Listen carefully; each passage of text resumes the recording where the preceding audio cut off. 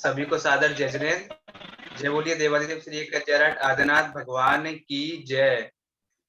जय बोलिए देवादिदेव श्री एक वासुपूज्य भगवान की जय। जय बोलिए देवादिदेव श्री एक चिंतामणि पाशनाथ भगवान की जय। जय बोलिए महावीर भगवान की जय। परम पूज्य बुंदेलखंड केसरी आचार्य श्री 108 सिद्धांत सागर जी महाराज की जय। जय बोलिए परम पूज्य बाल योगी आचार्य श्री 108 सौभाग्य सागर जी महाराज की जय। मुनि श्री सुख सागर जी महाराज की जय। भक्तामर स्तोत्र की जय। समस्त मुनि संघ की जय। मैं इस भक्तांबर काव्य की महाआराधना में आप सभी का स्वागत करता हूं और मैं एक छोटे से भजन के माध्यम से अपना मंगलाचरण प्रस्तुत करूंगा। उसके बाद हम मुनिश्री के चरणों में चलेंगे, वहां पर उनसे निवेदन करने के लिए। उसके बाद हम आगे की क्लास मुनिश्री के माध्यम से लेंगे। ओ गुरु सा थारो चिल्लो बनू मैं, थारो चिल्लो बनू मैं, हर पल तेरे साथ रहूं मैं। गुरु सा ओ गुरु सा थारो चिल्लो बनू मैं, थारो चिल्लो बनू मैं, हर पल तेरे साथ रहूं मैं। सावन का महीना होगा उसमें होगी बारिश, सावन का महीना होगा उसमें होगी बारिश। तू बादल तेरी बूंद बनूं मैं, थारी बूंद बनूं मैं, हर पल तेरे साथ रहूं मैं। गुरु सा ओ गुरु सा थारो चिल्लो बनूं मैं, थारो चिल्लो बनूं मैं, हर पल तेरे साथ रहूं मैं, हर पल तेरे साथ रहूं मैं, हर पल तेरे साथ रहूं मैं। जय बोलिए आचार्य श्री और सौभाग्य सागर जी महाराज की जय। मुनिश्री सुख सागर जी महाराज की जय। नमोस्तु मुनिश्री। अब हम चलते हैं मुनिश्री के पावन श्री चरणों में। उनसे निवेदन करते हैं कि वह आज की क्लास भक्तांबर की आज की क्लास शुरू करें और हम सभी को धर्म लाभ प्राप्त कराएं। नमोस्तु मुनिश्री।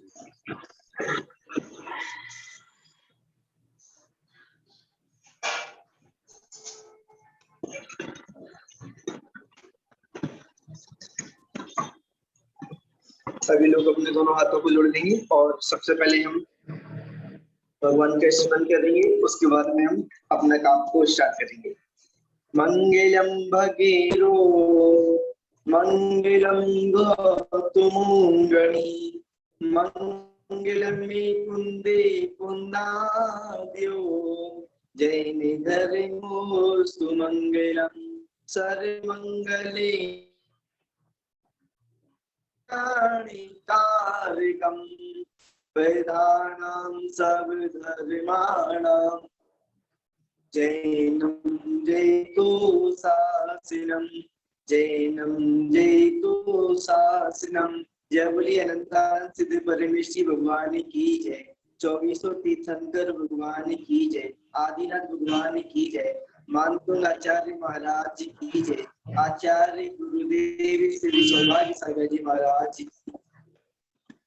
अभी हमने भक्तांबर के 8 श्लोक कंप्लीट कर लिए हैं और आज 9वें नंबर का श्लोक पढ़ेंगे।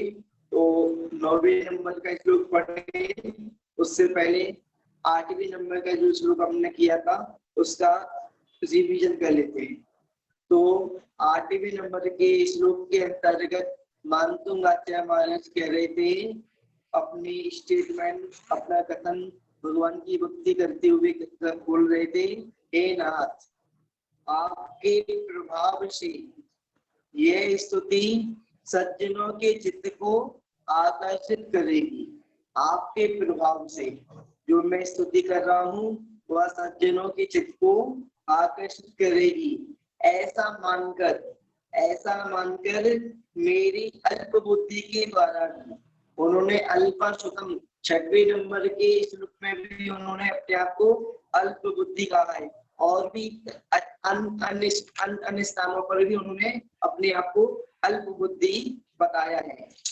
और अल्प बुद्धि के द्वारा भी आपका स्तवन आरंभ किया जा रहा है। और एग्जाम्पल दे रहे हैं, निश्चय ही जल की बूंद कमल के पत्तों पर मुक्ता मोतियों की शोभा को प्राप्त होती है। जल की बूंदें यदि कमल के पत्तों पे पड़ी होती है तो वो मोतियों जैसी लगती है, वो फिर बूंद नहीं लगती साधारण, ऐसा लगता है जैसे कमल के पत्तों पर मोतियां बिछी हो या मोतियां डले हो। तो इस प्रकार हमारा 8वें नंबर का श्लोक पूर्ण हुआ। अब 9वें नंबर के श्लोक समझेंगे आज। सबसे पहले 9वें नंबर के श्लोक का उच्चारण देखेंगे और उसके बाद में फिर आगे समझेंगे। तो गौरव जी इसमें अपना पेज लगा दें और जिससे हम उच्चारण करें और उच्चारण के बाद में फिर और उसके बाद भावार्थ और वाक्य निर्माण और चित्र क्या भाव भाषण। 9वें नंबर का श्लोक आज 9वें नंबर का श्लोक हुआ। हाँ, तो सबसे पहले हम इसका उच्चारण समझते हैं। आस्ताम, आस्ताम, ये आ के बाद में जो सा बना है वो आधा बना हुआ है। आस्ताम, ता बना हुआ है पूरा और ता में एक बिंदु लगी हुई, तो इसका उच्चारण माँ का होगा, आदि माँ का। आस्ताम, तब इस्तवन, इस्तवन, आस्ताम तब इस्तवन, मस्त समस्त दोषम, आस्ताम तब इस्तवन मस्त समस्त दोषम। ये पहला चरण हो गया। दूसरे चरण को देखते हैं। त्वद, त्वद सन कथापि, इसमें इस तरीके से आएगा। त्वद, त्वद के बाद में त्वद, ये आ गया त्वद। उसके बाद में सन कथापि, ऊपर लिखा हुआ है जैसे सन कथापि, कथा अपि, सन कथा अपि, त्वसन कथापि जगिताम दूरी तानि हन्ति, त्वसन कथापि, त्वसन कथापि जगिताम दूरी तानि हन्ति। और इसी प्रकार से तीसरे नंबर के चरण को देखते हैं। दूरे सहस्त्र, सहस्त्र, इसमें जो सा बना हुआ है इसमें सामे रा रेप लगी हुई है। सहस्त्र, सहस्त्र, किरणा, सहस्त्र किरणा, कुरुते प्रभेवा, सहस्त्र किरणा कुरुते प्रभेव। और उसके बाद में प्रभेव, प्रभेव, पद्मा करेशु जल जानी विकास भांजी, पद्मा करेशु जल जानी विकास भांजी। अब इसका हम उच्चारण हमने समझ लिया, अब इसका गायन करेंगे। तो गायन पहले एक चरण का गायन करेंगे, एक एक चरण का हम गायन करेंगे। आस्तामितव स्तवनमस्ते समस्ते दोषं, त्वसन कथापि जगितां दुरितानि हन्ति, दूरे सहस्र पदिमा करेषु जल जानी विकास भांजी। अब हमारा उच्चारण कंप्लीट हो गया। अब इसके बाद में शब्दार्थ समझेंगे। तो गौरव जी एक बार उच्चारण कर लो और शब्दार्थ का पेज लगा दो। जी मुझे आस्तां तवस्तवनिमस्त समस्त दोषं रसं तथापि जगितां दुहितानि हन्ति दूरे सहस्रकिरणे कुरुते।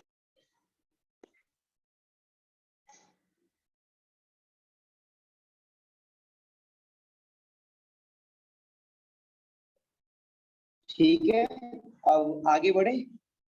आपके यहाँ नेटवर्क मुझे लगता है अभी आपका माइक ऑन नहीं है, म्यूट, आपका म्यूट अनम्यूट करो आपको।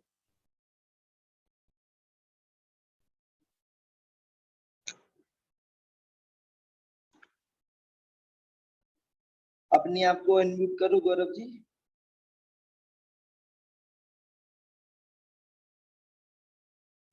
जी मनीष जी।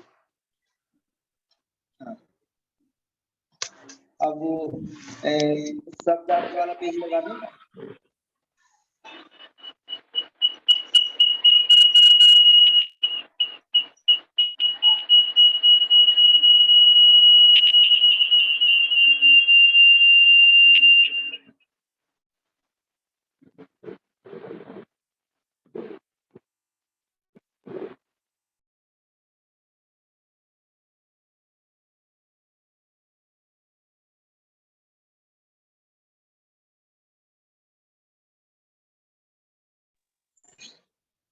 अब हम इसका शब्दार्थ समझते हैं। आस्ताम, आस्ताम का मतलब होता है दूर रहना, दूर रहे। आस्ताम के अन्य भी शब्द का अर्थ और अन्य भी अर्थ होते हैं और इसके अंतर्गत इसमें दूर का वाचन शब्द लिया, दूर, दूर शब्द लिया, दूर रहे। आस्ताम यानी कि दूर रहे। और उसके बाद में तब, आपकी, आस्ताम दूर रहे, तब यानी कि आपका, आपकी, आपके, कोई भी शब्द हम लगा सकते हैं। इसमें संस्कृत में थोड़ा सा अन्य तरीके से व्याकरण होता है। तो इसमें तब का मतलब होता है आपका, आपकी और आपके। और उसके बाद में इस्तवनम, इस्तवनम यानी कि स्तुति, स्तुवन। अस्त, इसमें मस्त लिखा है तो मस्त में से मस्त लिखा हुआ है जी, तो मस्त में से जो माँ लिखा है, माँ जहाँ पे आ जाएगा और जहाँ पे बचेगा अस्त। इस्तवनम, इस्तवनम, उसके बाद में अस्त, अस्त यानी कि रहित, यानी कि समस्त, यानी कि समस्त, और दोषम यानी कि दोषों से, निर्दोष, समस्त यानी कि समस्त, संपूर्ण, और दोषम यानी कि दोषों से, और अस्त यानी कि रहित। अस्त यानी कि नहीं, नहीं भी होता है, और रहित। सूर्य अस्त बोलते हैं ना, ऐसे सूर्य डूब गया, और इसी प्रकार समस्त दोषों से रहित यानी कि समस्त दोष आपके खत्म हो गए। और समस्त दोष यानी कि कोई भी दोष नहीं है, निर्दोष, समस्त दोषों से रहित। और उसके बाद में त्वत, त्वत यानी कि आपकी। त्वत का मतलब आपकी होता है, तब का मतलब भी आप, तब का मतलब आपका, आपकी, आपकी होता है, और त्वत का मतलब होता है आपकी, आपके भी लगा सकते हैं। और उसके बाद में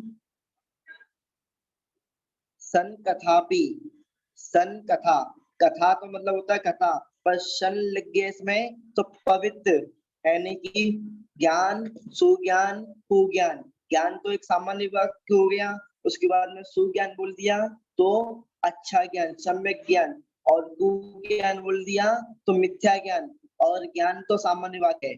तो सन कथापि अपनी, इसका मतलब होगा पवित्र कथा, यानी कि अच्छी कथा। और उसके बाद में अपि, अपि यानी कि भी, त्वत यानी कि आपकी पवित्र कथा भी।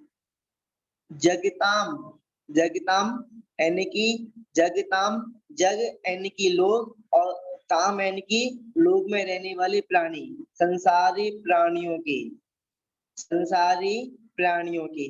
दूरी तानी, दूरी तानी का मतलब होता है पाप, दूरी ता, दूरी ता, दूरिता यानी कि पाप कर्म, यानी कि पापों को। हंति, हन यानी कि होता है नष्ट करना, मारना। हंति यानी कि नष्ट करना, मारना। हंति यानी कि नाश कर देती है, नाश कर देती है। उसके बाद में नाश कर देती है। और उसके बाद में हम नीचे लेंगे दूरे। दूरी का मतलब होता है दूर, दूर से, दूर में, दूर पर, दूरे। सहस्त्र किरणा, सहस्त्र किरणा सूर्य का पर्यायवाची नाम है। सूर्य के भी बहुत सारे पर्यायवाची नाम होते हैं और चंद्रमा के भी बहुत सारे पर्यायवाची नाम होते हैं। और भक्तांबर स्तुति में तो सूर्य और चंद्रमा कईयों बार आए हैं। सूर्य और चंद्रमा कईयों बार आए हैं, कईयों बार। कई काव्यों में मानतुंग आचार्य महाराज ने सूर्य और चंद्रमा को लेकर भगवान की स्तुति की है, भगवान से तुलना की है। और सूर्य चंद्रमा की तुलना के लिए तो स्पेशल काव्य भी बने हुए हैं, स्पेशल श्लोक भी बने हैं। 17 और 18वें नंबर का, 17वें में सूर्य से तुलना और 18वें में श्लोक में चंद्रमा से तुलना की गई है। और सूर्य चंद्रमा तो काफी बार आए हैं इसमें।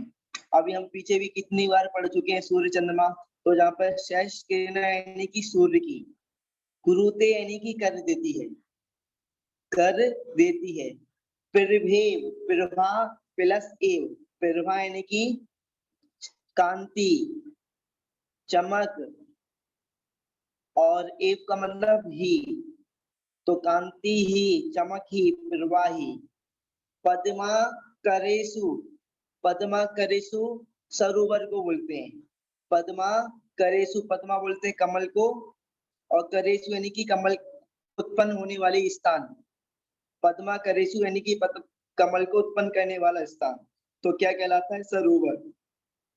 सरोवरों में कमलों की उत्पत्ति होती है। पद्मा यानी कि कमल, करेसु यानी कि उत्पन्न होना। तो कहाँ पर होता है? तालाब में और सरोवरों में। तो पद्मा करेसु का पूरा शब्द बनेगा सरोवर, पद्मा करेसु का। उसके बाद में जल जानी, जल जानी यानी कि जल में उत्पन्न होना, जल प्लस जानी, जन यानी कि जल यानी कि जल में। तो जल में क्या उत्पन्न होता है? कमल।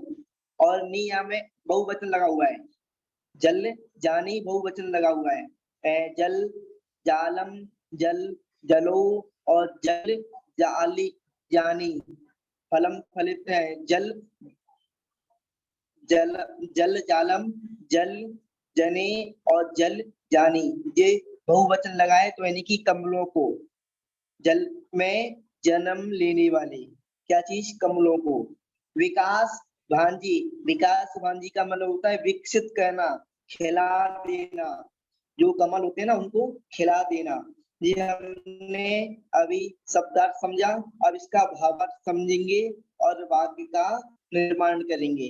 तो मुझे लगता नहीं है कि किसी को समझ नहीं आया हो, सबको समझ आएगा, आ गया होगा। इसका एक बार और हम समझ लेते हैं शब्दार्थ।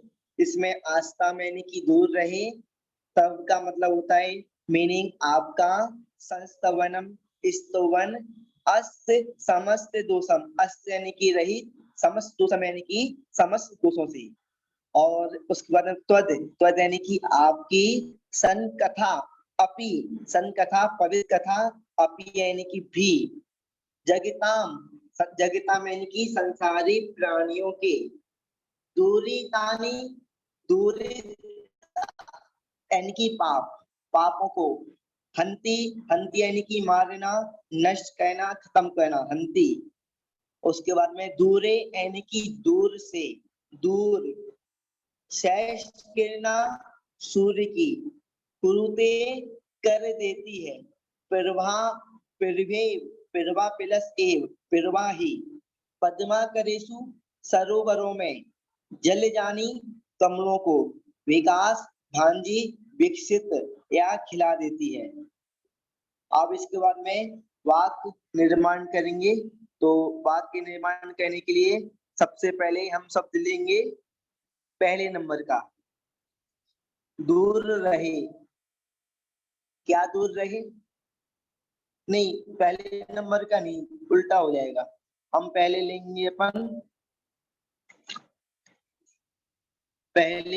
लेंगे समस्त दोषों से रहित, समस्त दोषों से रहित, समस्त दोषों से रहित, ये बात एक ही हो जाएगा। समस्त दोषों से रहित, मस्त यानी कि रहित, समस्त दोष यानी कि समस्त दोष, ये पूरा एक शब्द बनेगा। यदि इनको अलग अलग लिखेंगे तो लिख भी सकते हैं, पर वो फिर अलग अलग शब्द में फिर समस्या हो सकती है कि मस्त अस्त पहले लेना है या समस्त पहले लेना है। तो अस्त समस्त दोषम यानी कि समस्त दोषों से रहित, यानी कि इसका एक वाक्य भी एक शब्द भी बन सकता है। क्या बन सकता है? निर्दोष। समस्त दोषों से रहित यानी कि निर्दोष, समस्त दोषों से रहित निर्दोष। और उसके बाद में आपकी, आपकी, समस्त दोषों से रहित आपकी, निर्दोष आपकी, क्या चीज? स्तुवनम, स्तुवन स्तुति, समस्त दोषों से रहित आपकी, आपका स्तुवन, यानी इसको इस तरीके से भी लिख सकते हैं, आपकी स्तुति, समस्त दोषों से रहित आपकी स्तुति, यानी और इस तरीके से भी लिख सकते हैं, समस्त दोषों से रहित आपका स्तुवन। अब लेंगे दूर रहे, आस्तम, जहां पर मानतुंग आचार्य महाराज बोल रहे हैं कि जो मैं स्तुति कर रहा हूं ना आपकी, समस्त दोषों से रहित है। सबसे पहली बात तो जो मैं आपकी स्तुति कर रहा हूँ, इसमें किसी भी प्रकार का कोई भी दोष नहीं है, ना तो इसमें मिथ्या वचन है, ना इसमें अति है, अति गुण आपके बताए हैं, और ना व्याप्ति दोष है, ना मिथ्या दोष है, ना संशय दोष है। यानी कि मिथ्या दोष से यानी कि झूठी स्तुति करना, संशय दोष यानी कि गुण है क्या नहीं, इस प्रकार का संशय उत्पन्न करना, और उसके बाद में अन्नद वसाए यानी कि कुछ मतलब बिना मतलब की चीजें, अन्नद वसाए बिना किसी कारण की चीजें इसमें दे देना। तो व्याप्ति दोष यानी कि अधिक बोल देना, तो किसी भी प्रकार का दोष नहीं है इसमें। जो स्तुति में आपकी कर रहा हूँ वो दोषों से रहित है, समस्त दोषों से रहित है, निर्दोष स्तुति है। जो मैं आपकी स्तुति कर रहा हूँ वह स्तुति दूर रहे, वह स्तुति दूर रहे। मैं तो स्तुति कर पा रहा हूँ, पर सभी लोग थोड़ी स्तुति कर पाते हैं, सभी लोग स्तुति थोड़ी कर पाते हैं। मैं कर पा रहा हूँ, सभी लोग थोड़ी कर पाते, यानी कि हर एक कार्य को हर एक व्यक्ति नहीं कर सकता। अब जैसे कह सकते हैं कोई व्यक्ति मुनि बन गया, मैं तो मुनि बन गया, पर हर एक व्यक्ति थोड़ी मुनि बन सकता है, हर एक व्यक्ति थोड़ी मुनि बन सकता है। वो तो पुण्य कर्म का उदय होता है और पूर्व संस्कार होते हैं और निमित्त नैमित्तिक मिल जाता है तो कोई भी मुनि बन सकता है, पर हर एक थोड़ी बन सकता। मैं मानतुंग आचार्य महाराज कह रहे हैं कि मैं तो स्तुति कर रहा हूँ, पर हर एक व्यक्ति थोड़ी स्तुति कर सकता है, पर इस स्थिति को दूर हटा दो, इस स्तुति को हटा दो, यानी कि समस्त दोषों से रहित आपकी, आपका स्तुवन, आपकी स्तुति दूर रहे। और उसके बाद में त्वच यानी कि आपकी, आपकी संकथा यानी कि पवित्र कथा, पवित्र कथा, और अपि आपकी पवित्र कथा भी, आपकी जो कोई यदि पवित्र कथा भी बोले, आपका यदि कोई नाम भी स्मरण करे तो वो भी क्या करता है? जगताम, संसारी प्राणियों के दुरितानी पापों को, दुरितानी यानी कि पापों को, दुरितानी पापों को हंती नष्ट कर देता है। आपकी स्तुति तो नष्ट करती है पापों को, आपकी स्तुति तो कर्मों की निर्जा करती है, पर आपकी स्तुति के अलावा यदि आपकी कोई पवित्र कथा भी बोलता है आपकी पवित्र कथा का भी यदि वाचन करता है, आपके नाम का भी वाचन करता है, तो उसके भी पापों को नष्ट, उससे भी पापों का नष्ट हो जाता है। संकथापि यानी कि आपकी पवित्र कथा से भी संसारी प्राणियों के पाप नष्ट हो जाते हैं। तो जहाँ पर मानतुंग आचार्य महाराज ने स्तुति का फल बताया और स्तुति से भी बढ़कर उन्होंने आगे बढ़े एक कदम और बोला स्तुति कोई नहीं कर पाता, तो यदि भगवान की कथा भी करता है, भगवान का नाम लेता है, तो उसके भी पाप कर्म नष्ट हो जाते हैं। और उसके बाद में उदाहरण दे रहे हैं, एग्जाम्पल दे रहे हैं। उन्होंने एग्जाम्पल तो ज्यादातर सभी श्लोकों में दिया है। पहले उन्होंने अपना स्टेटमेंट रखा, यहाँ पर मानतुंग आचार्य महाराज ने अपना स्टेटमेंट रख दिया कि आपकी स्तुति दूर रहे, आपके नाम की यदि कोई कथा भी करेगा तो उसके भी पाप कर्म नष्ट हो जाएंगे, और यदि आपका नाम की भी जाप करेगा तब भी उसके पाप कर्म नष्ट हो जाएंगे। उसके बाद में एग्जाम्पल दे रहे हैं सहस्त्र यानी कि सूर्य की, दूर यानी कि दूर से, सूर्य की दूर से क्या चीज, प्रभा, सूर्य की जो प्रभा होती है ना, सूर्य कितना दूर होता है, सूर्य की दूर से प्रवाही क्या करती है, पद्मा करेसु, सरोवरों में जल जानी यानी कि कमलों को, विकास भांति विकसित, गुरुते यानी कि कर देती है। यहाँ पर एग्जाम्पल दिया है कि जो सरोवरों में कमल होते हैं ना, तो वो कैसे विकसित हो जाती हैं, सूर्य की किरणों से, सूर्य की प्रभा से दूर सूर्य रहता है, और उस दूर सूर्य की प्रभा से ही कमलों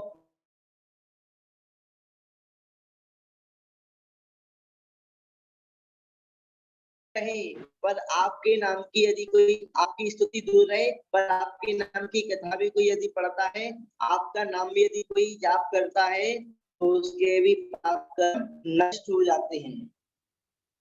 तो जहाँ पर अपन ने 9वें नंबर के श्लोक का अर्थ समझ लिया, अब इसका चित्त को देखकर हम चित्त को भाव देखेंगे, चित्त के भाव वासन करेंगे, चित्त के माध्यम से हम क्या समझ पा रहे हैं। इस श्लोक से संबंधित एक चित्त होता है, तो उसको देखकर हम चित्त का भाव वासन करेंगे कि चित्त के अंतर्गत भी चित्त के अंतर्गत भी हम क्या ग्रहण कर पा रहे हैं चित्र में से। तो एक बार हम पढ़ लेते हैं 9वें नंबर का श्लोक, समस्त दोषों से रहित आपका स्तुवन, समस्त दोषों से रहित आपकी स्तुति दूर रहे, आपकी पवित्र कथा भी, आपके नाम की पवित्र कथा भी संसारी प्राणियों के पापों को नष्ट कर देती है। जैसे सूर्य की दूर से प्रवाही सरोवरों में कमलों को विकसित कर देती है। तो जहाँ पर देखो चित्र में आपको दिखाई दे रहा है, यहाँ पर एक पंडित जी या साहब कहीं पर खड़े हुए हैं और खड़े होकर भगवान की स्तुति कर रहे हैं, और सामने भी 2 आदमी माला लेके खड़े हैं। इसको आप देखो सही तरीके से माला जाप कर रहे हैं।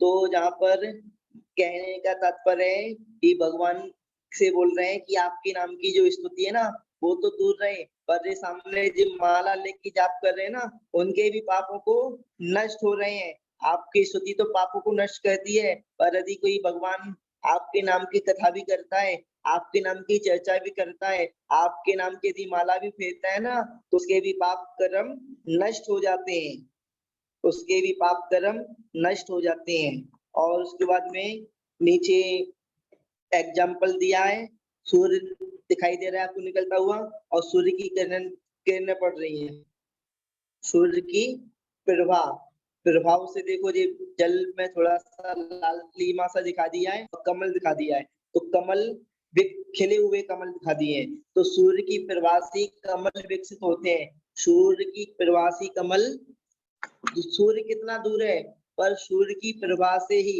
कमल विकसित हो जाते हैं, कमल खिल जाते हैं सरोवरों में। यदि कहीं पर सरोवर में कमल है और वहां पर सूर्य की प्रभा नहीं पड़ती, सूर्य की किरण नहीं पड़ती, तो कमल कभी खिल नहीं सकते, कमल कभी विकसित नहीं हो सकते। कमल क्या, पेड़ पौधों पर भी सूर्य की बहुत आवश्यकता है। सूर्य की किरण यदि नहीं पड़ेगी, सूर्य का ताप नहीं पड़ेगा पेड़ पौधों पर, तो पेड़ पौधे कभी विकसित नहीं हो पाएंगे। पेड़ पौधे क्या, हम स्वयं की बता रहे हैं, मनुष्यों को भी यदि उनको विकसित होना है, उनको अपने शरीर को डेवलप करना है, तो उनको भी सूर्य की किरण की आवश्यकता पड़ती है, सूर्य का ताप की आवश्यकता पड़ती है। सूर्य का ताप यदि नहीं पड़ेगा तो उनको अन्य तरह की बीमारियां, अन्य तरह के रोग उत्पन्न हो जाते हैं। सूर्य की किरणों की संसारी प्राणियों को भी आवश्यकता है और पेड़ पौधों पर भी आवश्यकता है। सूर्य की किरण पड़ती है दूर, सूर्य कितना दूर रहता है, उसकी प्रभाव, उसकी किरण से ही कमल विकसित हो जाते हैं। और यहाँ पर हमारे 9वें श्लोक का अर्थ हुआ पूरा, और यदि किसी को समझ नहीं आया हो तो वो बता सकते हैं। और हमारे 9वें श्लोक पूरा हुआ और कल हम 10वें नंबर का श्लोक करेंगे। और सभी लोगों को मंगल आशीर्वाद। कल पुनः 1:08 पर जुड़ के 10वें नंबर के श्लोक को हम उच्चारण, शब्दार्थ और भावार्थ सही समझेंगे। इति अल्पम। जय बोलिए आदिनाथ भगवान की जय, मानतुंग आचार्य महाराज की जय, आचार्य गुरुदेव शोभा की जय।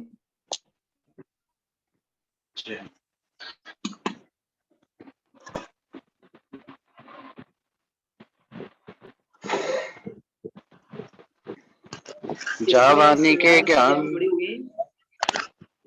श्रेयांश जैन कहाँ से?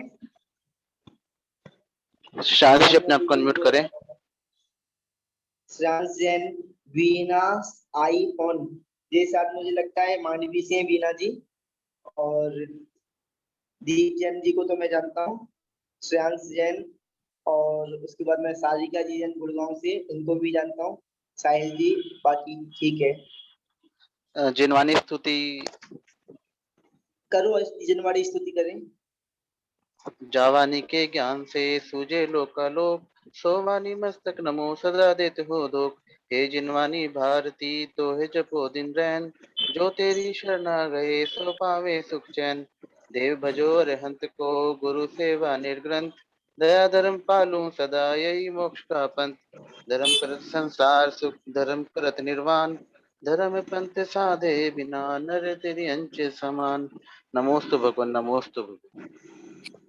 अभी श्रेयांश जैन कहाँ से हैं आप? अपने आप को यदि आप परिचय कराना हो तो अपने आप को अनम्यूट कर सकते हैं। और मैंने